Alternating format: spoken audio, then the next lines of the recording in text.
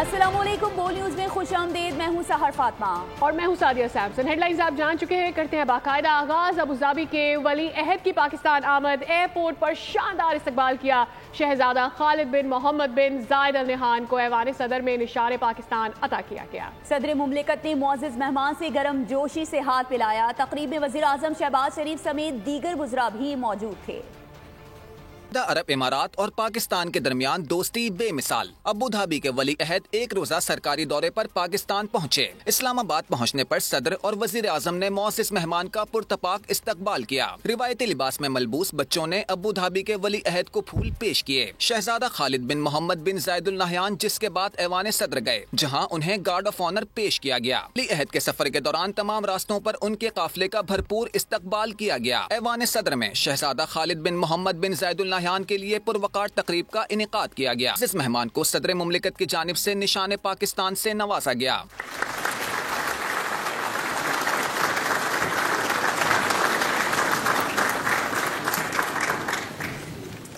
تقریب میں دونوں ملکوں کے ترانے بھی بجائے گئے۔ وزیر اعظم پاکستان شہباز شریف، خاتون اول آصفہ بھٹو اور بلاول بھٹو، وزیر خارجہ اسحاق ڈار سمیت دیگر وزراء بھی موجود تھے۔ متحدہ عرب امارات کے ولی عہد شیخ خالد بن محمد بن زائد ال نہیان کا دورہ پاکستان۔ صدر مملکت نے ولی عہد سے اہم ملاقات کی، جس میں پاکستان اور UAE کا دو طرفہ تعلقات مزید مضبوط بنانے کا عزم۔ صدر مملکت نے کہا کہ پاکستان اور UAE کے درمیان دیرینہ عوامی اور ثقافتی تعلقات ہیں۔ صدر مملکت نے دو طرفہ تعلقات کو آئندہ نسلوں تک منتقل کرنے کی ضرورت پر بھی زور دیا۔ وزیر اعظم سے بھی ابوظہبی کے ولی عہد شیخ خالد بن محمد بن زائد ال نہیان کی ملاقات ہوئی۔ وزیر اعظم نے مشکل وقت میں ساتھ دینے پر متحدہ عرب امارات کا شکریہ ادا کیا۔ وزیر اعظم نے پاکستان کے لیے UAE کی مسلسل اور مضبوط حمایت کو سراہا۔ ابوظہبی کے ولی عہد نے وزیر اعظم شہباز شریف کا شکریہ ادا کیا اور پاکستان کی اقتصادی ترقی اور خوشحالی کے لیے UAE کی حمایت جاری رکھنے کا اعادہ کیا۔ قومی کانفرنس کی اجازت نہ ملنے پر اپوزیشن رہنما زبردستی ہوٹل میں داخل ہو گئے۔ چیئرمین PTI بیرسٹر گوہر نے اپوزیشن کی کانفرنس کو کامیاب قرار دیا۔ کہا کہ عدلیہ کی آزادی اور رول آف لا ہونا چاہیے۔ حکومت میں بیٹھے لوگوں کی عوام میں کوئی مقبولیت نہیں ہے۔ اپوزیشن لیڈر عمر ایوب بولے، اس وقت ملک ترقی نہیں کر رہا ہے، مہنگائی عروج پر ہے۔ رہنما عوام پاکستان پارٹی مفتاح اسماعیل نے کہا کہ آئین تمام شہریوں کے درمیان سماجی معاہدہ ہے۔ مسلم لیگ نون والے جب کہتے تھے کہ ووٹ کو عزت دو، دراصل وہ آئین کو عزت دو کہتے تھے۔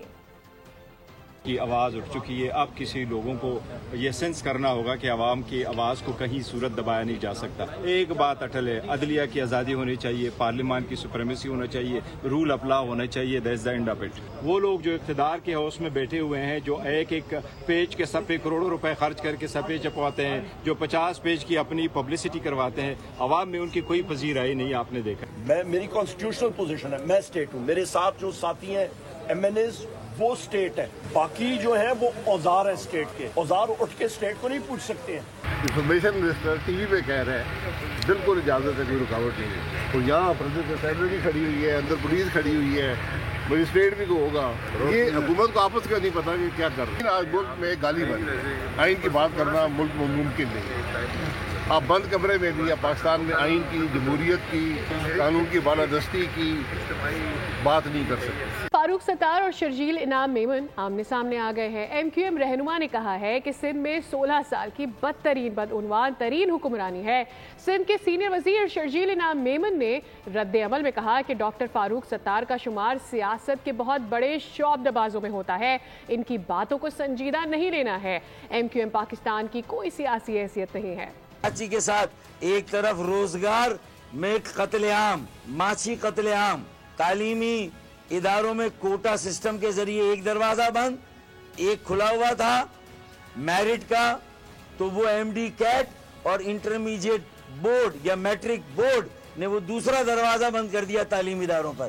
یہ وہی فاروق ستار صاحب تھے نا جنہوں نے کہا تھا کہ جی اب اگر یہ ہوا تو ہم یہ آگ لگا دیں گے اور یہ کر دیں گے، جن کو ورغلانے میں فاروق ستار صاحب کی اور ان کی پارٹی کا ہاتھ تھا کہ آگ لگاؤ، جلاؤ کرو، گھیراؤ کراؤ، ایک دفعہ پھر شہر میں نسلی فسادات کراؤ، ایک دفعہ پھر شہر میں لسانی فساد کراؤ، پھر حکومت جب ان کے بندے پکڑے تو فاروق ستار صاحب کیسے چپ ہو کے بیٹھ گئے۔ شہر کراچی کے ریٹائرڈ ملازمین نے کیا گناہ کیا ہے کہ ان کے 25 ارب روپے لاپتہ ہیں، گمشدہ ہیں، چرا لیے گئے ہیں، چھپا دیے گئے، کہاں گئے؟ اس کی تحقیقات ہونی چاہیے۔ فاروق ستار صاحب کی اور ان کی پارٹی جو ہے وہ اس کا ایگزسٹنس اس وقت ہے ہی نہیں کہ فاروق ستار صاحب جس سیٹ سے بھی ہیں آج ریزائن کریں, کل دوبارہ انتخابات لڑتے ہیں. جس سیٹ سے میں جیتا ہوں میں ریزائن کرتا ہوں, کل بھی میں دوبارہ انتخابات لڑتا ہوں. پتہ چل جائے گا فاروق ستار صاحب کو کہ فاروق ستار صاحب کو پبلک زیادہ پسند کرتی ہے یا ان کی بات کو لوگ صحیح سمجھتے ہیں یا ہماری بات کو لوگ صحیح سمجھتے ہیں. تو دوسری جانب وفاقی کابینہ میں توسیع کا پہلا مرحلہ مکمل کر لیا گیا ہے. صدر مملکت نے نئے کابینہ ارکان سے حلف لیا. وفاقی کابینہ 46 رکنی ہو گئی ہے. 21 رکنی کابینہ میں 25 نئے ارکان شامل ہوئے ہیں. 2 وزرائے مملکت کو وفاقی وزیر بنا دیا گیا. 11 نئے وفاقی وزراء, 11 وزرائے مملکت اور 3 مشیران کو شامل کر لیا گیا ہے. حنیف عباسی, معین وٹو, مصطفیٰ کمال, سردار یوسف, اورنگزیب کچھی اور پرویز خٹک سمیت دیگر کو کابینہ میں شامل کر لیا گیا.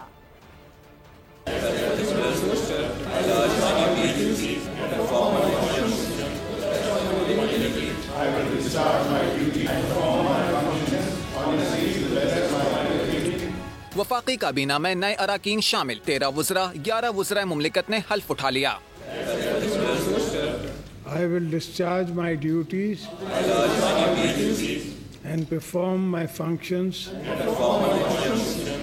honestly to the best of my ability and the law. پروقار تقریب ایوان صدر میں منعقد ہوئی. صدر مملکت آصف علی زرداری نے نئے اراکین سے حلف لیا. And perform my functions honestly to the best of my ability. Hanif Abbasi, معین وٹو, مصطفیٰ کمال, سردار یوسف, اورنگزیب کھچی نے اپنے عہدے کا حلف لیا. رانا مبشر, رضا حیات ہراج اور طارق فضل چودھری نے بطور وفاقی وزیر حلف اٹھایا. علی پرویز ملک, شزا فاطمہ, جنید انور, خالد مکسی اور پیر عمران شاہ نے بھی بطور وفاقی وزیر حلف اٹھا لیا. طلال چودھری, بیرسٹر عقیل ملک, ملک رشید, ارمغان سبحانی, کھیل داس کوہستانی بھی حلف اٹھانے والوں میں شامل. عبد الرحمان کانجو, بلال اظہر کیانی اور مختار بھرت نے بطور وزیر مملکت حلف اٹھایا. شزرا منصب, اون چودھری, وجیہہ کمر نے بھی بطور وزیر مملکت حلف اٹھا لیا. حلف برداری کی تقریب میں وزیر اعظم شہباز شریف, چیئرمین سینٹ یوسف رضا گیلانی سمیت دیگر نے شرکت کی. ترین کارکردگی پر کرکٹ فینز ناراض ہیں. پاکستانی کپتان محمد رضوان نے بڑا ہی ڈپلومیٹک انداز اختیار کیا. ناکامیوں کا اعتراف کر کے شائقین کھیل کا غصہ کم کرنے کی کوشش کی اور دورہ نیوزی لینڈ پر بہتر کارکردگی دکھانے کا آسرا بھی ساتھ میں دے دیا. مزید محنت کا وعدہ کیا. سائب ایوب اور فخر زمان کے نہ ہونے کا رونا بھی رویا. غلطیوں سے سیکھنے کی برسہ برس پرانی یقین دہانی بھی دوبارہ کرا دی. اور بالآخر چیمپئنز ٹرافی میں پاکستان ٹیم ایک میچ بھی نہیں جیت سکی ہے. بیٹرز توقعات اور حالات کے مطابق کارکردگی نہیں پیش کر سکے. نامی گرامی بولرز بھی مٹی کا ڈھیر ثابت ہوئے. میگا ایونٹ میں گرین شرٹس نے ناکامیوں کی داستان رقم کی. پاکستانی کرکٹرز نے چیمپئنز ٹرافی میں کارکردگی کا کیا چاند چڑھایا, جانتے ہیں اس رپورٹ میں. چیمپئنز ٹرافی میں رنز کا انبار لگانا تھا, پاکستان کو میچ جتانا تھا. پاکستانی بلے بازوں کی کارکردگی ناقابل یقین رہی. تیز ترین فارمیٹ میں رہا صرف 2 بیٹرز کا 100 سے زائد کا اسٹرائک ریٹ. باقی بلے باز 2 میچز میں 5 رنز بنا کر اپنے سپورٹرز کے لیے شرمندگی کا سامان کیا. بولنگ کے شعبے میں شاہین آفریدی, نسیم شاہ اور حارث رؤف کا دردناک انجام ہوا. نسیم شاہ 2 میچز میں 2 وکٹیں حاصل کر سکے. فی وکٹ اوسط 50 رنز کی رہی. شاہین آفریدی نے 2 وکٹوں کے لیے 142 رنز دے ڈالے. حارث رؤف کے 2 شکار پاکستان کو 135 رنز کے پڑے. 37.50 کی بالنگ ایوریج کے باعث ابرار احمد نے پاکستانی بولرز میں ٹاپ پوزیشن حاصل کی. چیمپئنز ٹرافی کے پہلے ہی مرحلے پر ایونٹ سے باہر ہونے والے پاکستانی کرکٹرز خالی ہاتھ گھر نہیں جائیں گے, کیونکہ آئی سی سی ایونٹ میں کوئی بھی میچ نہ جیتنے والے گرین شرٹ شرکت کے معاوضے کے طور پر 7 کروڑ پاکستانی روپے پائیں گے. گرین شرٹس گروپ اے میں چوتھے اور آخری نمبر پر رہے ہیں. بنگلہ دیش نے بھی پاکستانی ٹیم سے بہتر کارکردگی دکھاتے ہوئے تیسری پوزیشن اپنے نام کی ہے. پوش علاقوں اور تعلیمی اداروں میں منشیات کا نیٹ ورک کیسے کام کرتا ہے, منشیات فروشی کے مقدمے میں گرفتار ساحر حسن نے پولیس کو سب بتا دیا. کہا کہ کالج یونیورسٹی کے طلبہ موبائل اپلیکیشن کے ذریعے آرڈر کرتے ہیں, مخصوص مقام پر ڈیلیوری دی جاتی ہے. S S P Shoaib Memon نے بتایا کہ شہر میں 2 بڑے گروپس ویٹ کا کاروبار کر رہے ہیں. ایک گروپ کیلیفورنیا سے ویٹ منگواتا ہے, دوسرا گروپ ایرانی ویٹ فروخت کرتا ہے. اداکار ساجد حسن کے مینیجر سے بھی تفتیش کی جا رہی ہے. ویٹ فروخت کرنے والے 15 کردار ہیں جو منظر سے غائب ہو چکے ہیں. मुस्तफ़ा आमिर कत्ल केस के एक और गवाह का बयान रिकॉर्ड किया गया है। गवाह के मुताबिक 6 जनवरी की रात को 9 बजे एक लड़का आया जिसने ट्राउजर्स और जैकेट्स पहन रखी थी, शक्ल नहीं देख सका। फिर गालम गलोच की आवाज़ें आने लगी, फायरिंग की आवाज़ भी सुनाई दी। अरमगान ने हमें कहा कि डरो नहीं, कुछ नहीं हुआ है। इसी दौरान मुल्जिम अरमगान गवाह और तफ्तीशी अफसर पर हंसता रहा। जुडिशल मजिस्ट्रेट जुनूबी के सामने मुस्तफ़ा आमिर कत्ल केस के एक और गवाह गुलाम मुस्तफ़ा का बयान कलम बंद कर लिया गया। गवाह ने मुल्जिमान अरमगान और शिराज को शनाख्त कर लिया। बताया कि 6 जनवरी को 9 बजे रात दुबला पतला लड़का आया, हमने दरवाजा खोला। 1-1.5 घंटे बाद गालम गलोच और फायरिंग की आवाज आई। कमरे में हमें बुलाया और खून साफ करने का कहा। अरमगान ने कहा डरो मत, ऐसी कोई बात नहीं।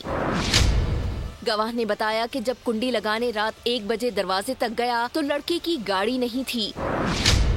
दिन 1-1.5 बजे उठे तो जोर से कोई दरवाजा पीट रहा था। जब हमने गेट खोला तो बॉस और उसका दोस्त मौजूद थे। हमें कहा कि गेट क्यों बंद किया। हमने कहा हम समझे आप सो गए हैं। हमें कहा ठीक है, जाकर आराम करो, कोई मसला नहीं है। कुछ दिन बाद पुलिस ने छापा मारा, ऊपर से फायरिंग हो रही थी।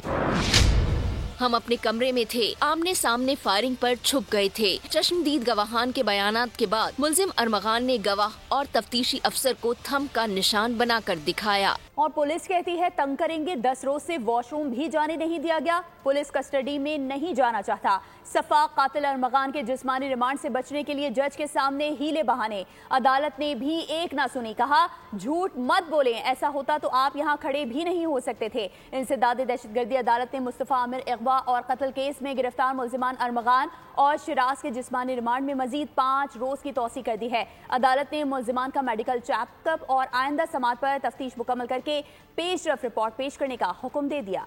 और इसी सिलसिले में chairman joint chiefs of staff committee और तीनों सर्विसेज चीफ्स का मुसल्लह अफवाज की बेमिसाल हिम्मत, पेशावराना महारत और कुर्बानियों को खराज तहसीन पेश। ऑपरेशन स्विफ्ट रिटॉर्ट से पाकिस्तान मुसल्लह अफवाज की ऑपरेशनल तैयारी और महारत सामने आई है। ऑपरेशनल स्विफ्ट रिटॉर्ट से साबित हुआ कि पाकिस्तान की मुसल्लह अफवाज जारहियत रोकने और फौरी तौर पर डेटरेंस दोबारा कायम करने की सलाहियत रखती है।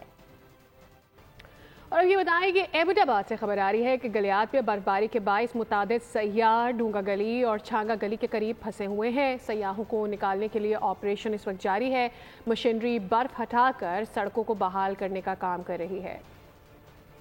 हम स्कूल से तो ये रेस्क्यू की गाड़ियाँ हमारे पास आई है, तो इनका बहुत शुक्रिया, इन्होंने हमें रेस्क्यू किया, ये हमारे पास पहुँचे हुए हैं, इनका बहुत शुक्रगुजार है, मेहरबानी। कराची से खबर है क्लिफ्टन ब्लॉक 2 में बैंक से रकम लेकर निकलने वाले शख्स से मुल्जिमान लाखों रुपए ले उड़े हैं। ट्रांसपोर्टर बैंक से 8 लाख रुपए लेकर निकला था और मुल्जिमान ने उसे घेर लिया। डाकू लूट मार के बाद बाआसानी वहां से फरार हो गए।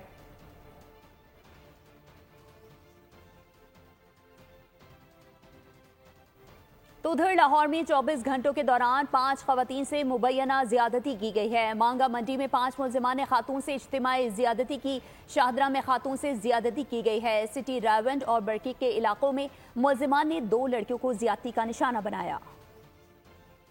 रमजान का चांद देखने के लिए रोयत हलाल कमेटी का इजलास कल होगा। पेशावर में इजलास की सदारत मरकजी रोयत हलाल कमेटी के चेयरमैन मौलाना मोहम्मद अब्दुल खबीर आज़ाद करेंगे।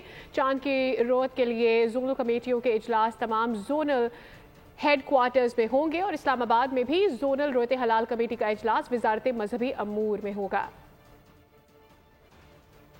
नाजरीन, रमजान मुबारक की आमद है। ऐसे में दुनिया भर में रमजान मुबारक के इस्तकबाल की तैयारियां जारी हैं। सऊदी अरब रोशनियों से जगमगा उठा। दुबई में भी चांद सितारे वाले फनपारे रोशनियां बिखेरने लगे हैं। सेंट्रल लंदन भी जगमगा उठा। मेयर सादिक खान ने लाइट्स रोशन की।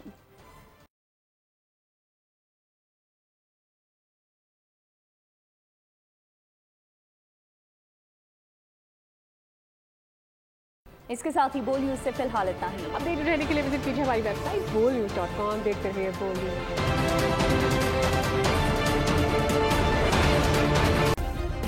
सब्सक्राइब करें और बेल दबाएं ताकि कोई खबर रह न जाए।